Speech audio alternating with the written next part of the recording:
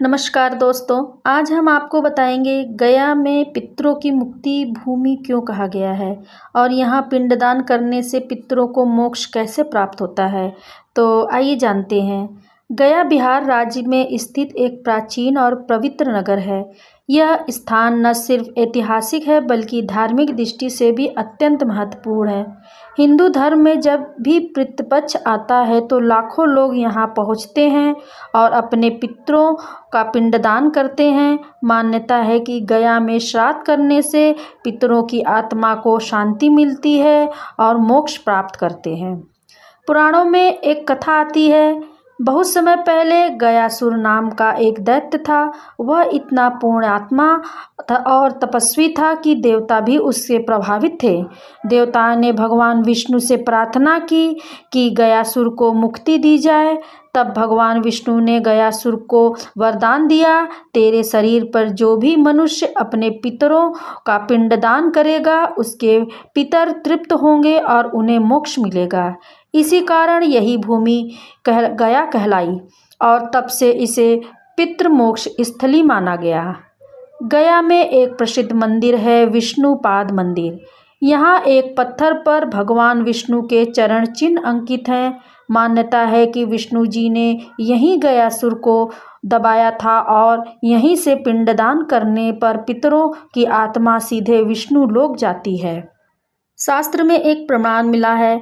गरुड़ पुराण, वायु पुराण, स्कंद पुराण और महाभारत में गया महिमा का विस्तार से उल्लेख है। कहा गया है कि त्रैलोक्य पितृदानना गया खंडे विशेषतः, अर्थात तीनों लोकों में यदि पितरों के लिए सबसे उत्तम स्थान है वह है गया।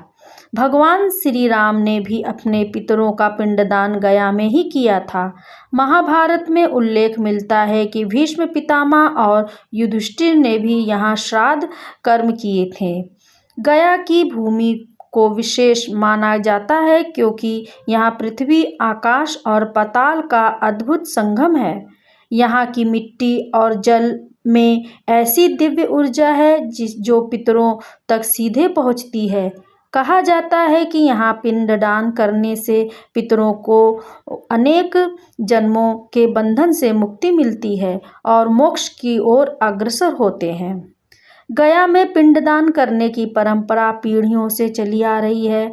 श्राद्ध करने वाले व्यक्ति को पहले पवित्र स्नान करना चाहिए, फिर विष्णुपाद मंदिर या फाल्गुन नदी के तट पर बैठकर ब्राह्मणों को मार्गदर्शन में पिंडदान किया जाता है। चावल, तिल, दूध और जल मिलाकर पिंड बनाए जाते हैं और मंत्रोच्चारण के साथ पितरों को अर्पित किया जाता है। अंत में ब्राह्मण और गरीबों को भोजन कराया जाता है। माना जाता है कि इस विधि से पितर प्रसन्न होकर आशीर्वाद देते हैं। गया में पिंडदान का सबसे बड़ा समय पितृपक्ष होता है, जो भाद्रपद और अश्विनी मास के कृष्ण पक्ष में आता है।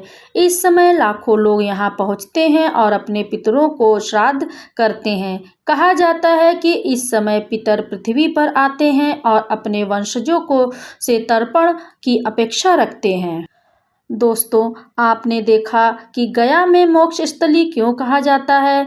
यहाँ गयासुर की कथा जुड़ी है। भगवान विष्णु के पद चिन्ह हैं। शास्त्रों में भी यह पिंडदान में सर्वोत्तम माना गया है और आध्यात्मिक दृष्टि से ऊर्जा पितरों तक सीधे पहुँचती है।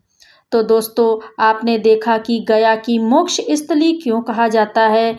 यहाँ पर गयासुर की कथा जुड़ने से, इसलिए गया में पिंडदान करने से पितरों को मोक्ष मिलता है और वंशजों को सुख शांति का आशीर्वाद प्राप्त होता है। दोस्तों, अगर हमारा ये वीडियो अच्छा लगे तो चैनल को सब्सक्राइब और लाइक करिए। फिर मिलते हैं नए वीडियो के साथ।